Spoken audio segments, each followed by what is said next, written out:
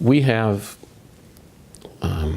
assets and resources, natural resources in this area that are existing with no concept of what we're going to use that resource for, or any strategy that brings everything together. So the master plan was looking at approximately a 5-mile radius from the intersection out here to look at all of our properties and how we can best utilize them going forward, not just in the next year or so, but in the outlying years.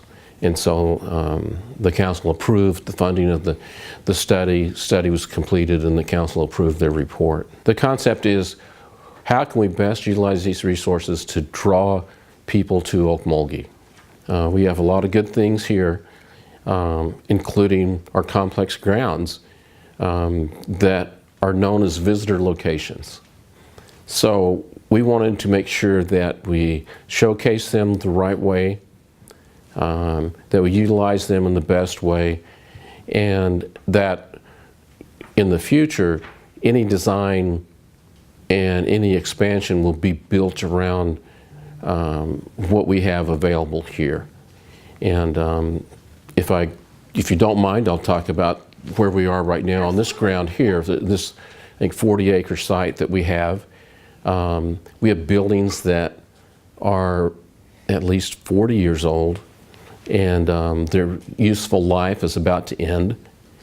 And so the design that was in the master plan takes into consideration the age of the facilities and lack of facilities that we need to meet the citizens' needs, and to lay that out in a manner that showcases our culture, the utility of where the buildings are located so that people can access them easily, and positions us in a very positive way to the public. They can see us from the highway, and they can come in and see the architecture, the walkability of our campus and things like that. So when we look at this 40-acre site here, you can easily see that the layout lends itself to one that would attract people to come and see it, and as well as us using it as a functioning government complex. So talk about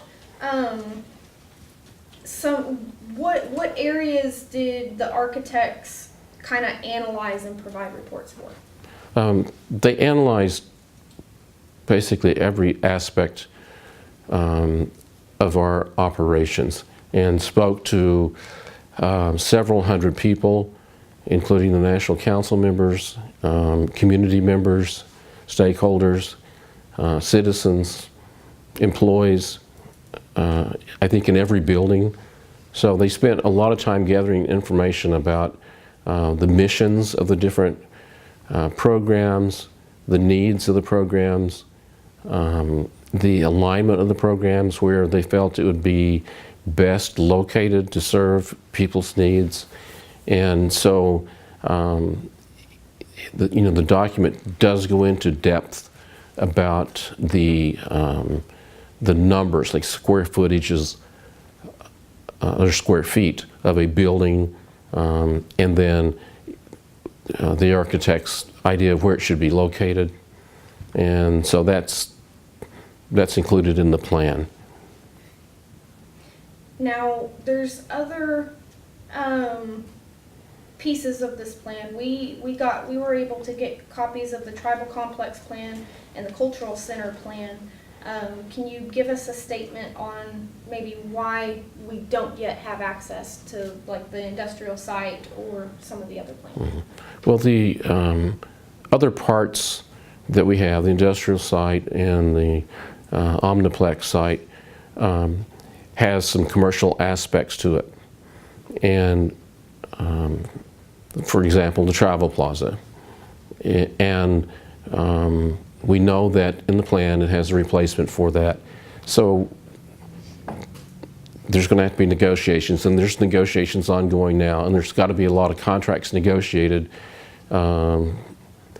regarding,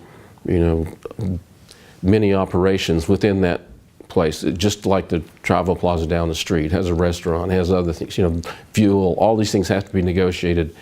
And so, because we haven't decided on a brand or concept or the suppliers and things like that yet, we, you know, because of the agreements that we have with the individuals that we're talking to, until we get it signed and it's approved by the council, we really can't, we don't want to jeopardize the work and expose somebody who may not want to be exposed.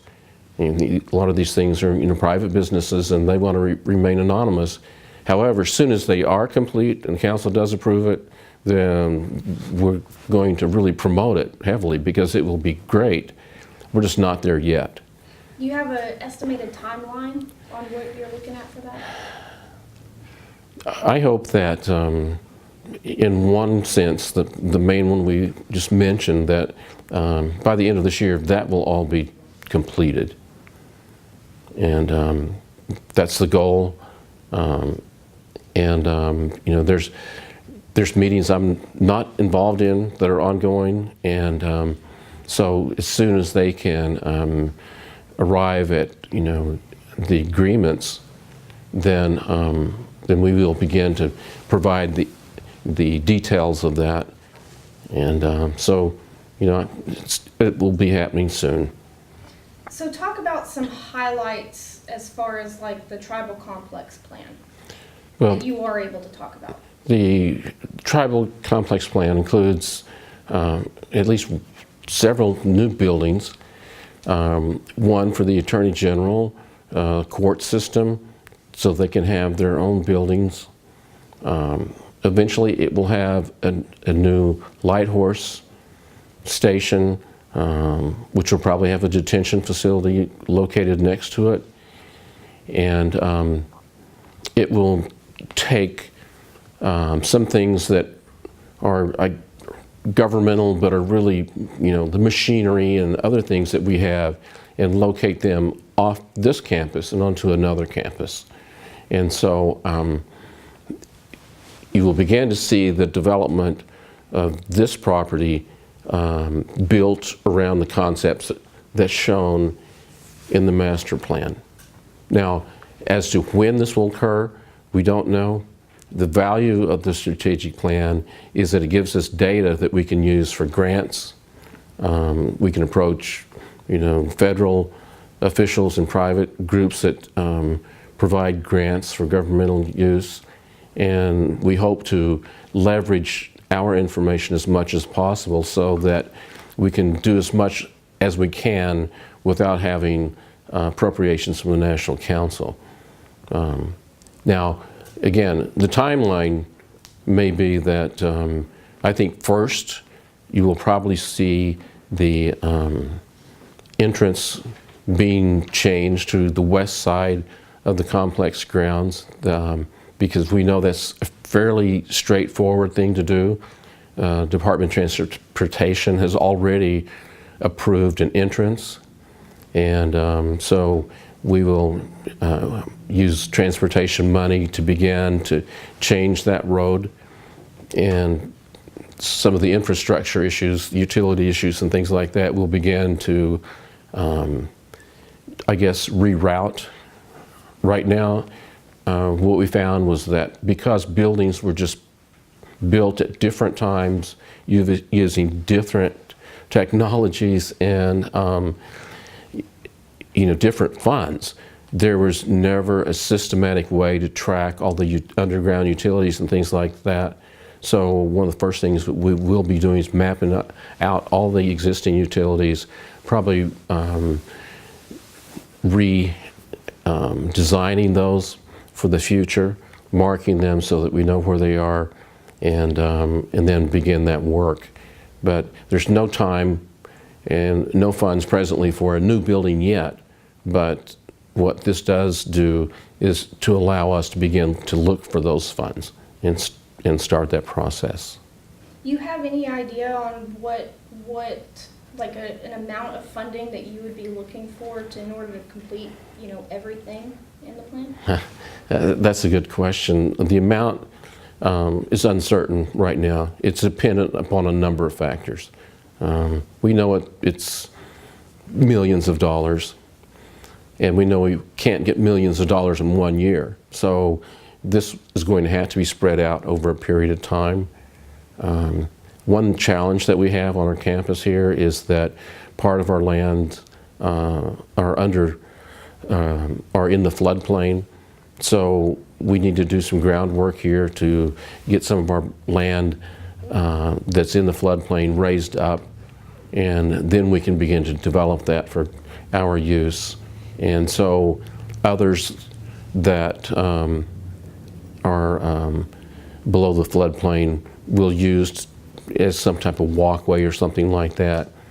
And but again, the idea is that citizens can come on to the property and just with little effort access services that they need, and then employees can use it also to walk from one location to another, and we won't have the congestion in the parking lots that we have now. One of the items that's listed in the tribal complex plan is shared studio space between public relations and Muscogee media.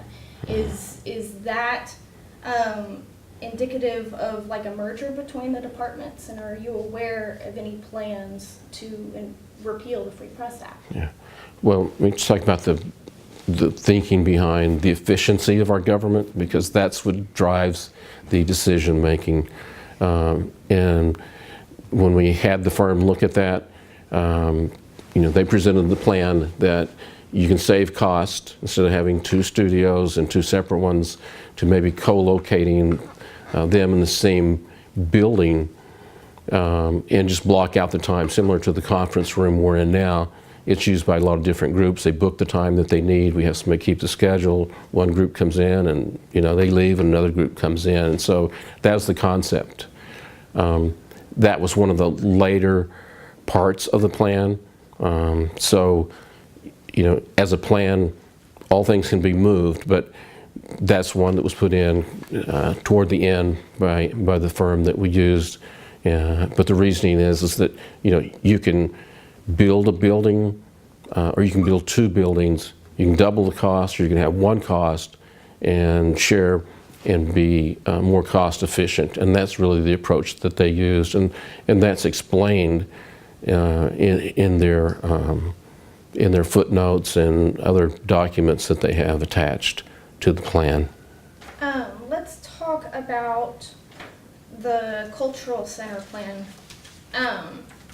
One of the things in reading this, I guess they went out to the former Muscogee Country Club to analyze best use of that property, and their suggestion is a cultural center that would include many different elements. What are your thoughts on that?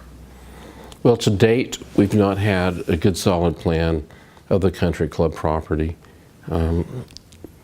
We haven't acted on many, offers to use it as a golf course, because we know that there's a decline in golf courses throughout the United States, and to activate one here may not be viable financially. We're already managing one, so we chose not to go that route. However, in looking at the grounds there, it really begins to open itself up for cultural center similar to other tribes. And we have had the country club building placed on the State Historic Register. We've also had a structural engineer take a look at that. Structurally, it's sound, and so that would be our first step, is to get the resources to begin to restore that building back to its original design, and we can do that. The idea is that instead of having an addition to it, which we had considered, was instead to have separate buildings that would house our inventories of things, cultural preservation, our history center and things like that, as well as cultural items that are cultural activities that we have, bow making, canoe making, things like that, on the site so that people can come out, see things live, walk the grounds. The trail system there lends itself very well to walkability, so it would be something that could continue to be built upon in out years. There is a lot of open space there. They didn't put in there that we could put in like a amphitheater or something like that, but it can be done. So what we will be doing through our cultural nonprofit is to seek funds through foundations and federal grants so that we can expand the resources that we can gather without going to the council, or at least match. And then I think we can begin to see that transform and be something that will, again, bring people to Okmulgee, but it still be functional daily use by our staff. And it gets all of our cultural preservation folks in one location. What does that do to the spaces that we have currently in downtown Okmulgee for the cultural center and archives? The cultural center and archives are in different places right now. The cultural center is really the visitor center. Mm-hmm. So we're making the visitor center be a kind of a subset of that. The council house is, separate, and we're getting that complete. But the visitor center will be just that, a visitor center with some things in it, but it'll be a place that they can go as a starting point to then be directed out to the cultural center. And it'll hold, the main floor is very large, and so we can hold community events out there, art showings and other things like that we don't have space for now, and we can draw from our archives. So that's how those things begin to tie together. So looking at these plans, it's going to take several years. Is there a plan for you to run again for chief in order to really work on that? Well, that's not in that plan, by the way.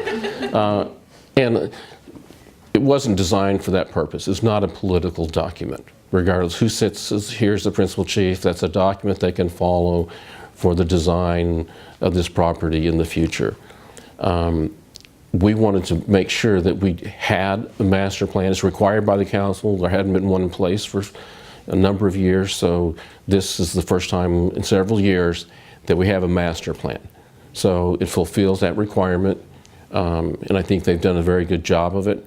We're fortunate that two of the main people that helped, one was Creek, one was Uchi, and so they personally were very vested in this and wanted to make sure that everything that we did had symbols of our culture, aspects of our culture, and things like that. So that was really the driving force there. It's really nothing personal with me or anything like that was in that.